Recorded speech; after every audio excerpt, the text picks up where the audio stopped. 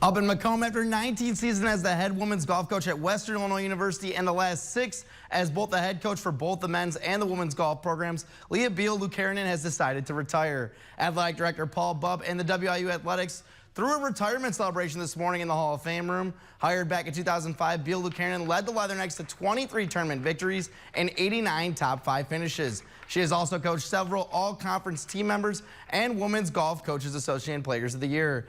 In 2021, Biehl Lukkarinen was selected to the inaugural Greater Ileana Sports Hall of Fame. Yeah, really awesome. Very much appreciate everybody coming, and it's been a great career here. Really just the trips and the camaraderie, and Leatherneck Athletics is really like a family, so that's great to be a part of that.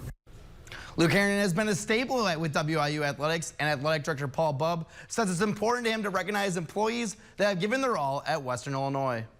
You know, some employees come and go, and Leah is very special, and the fact that she spent 19 years here, she was one of the 2 senior coaches that was here.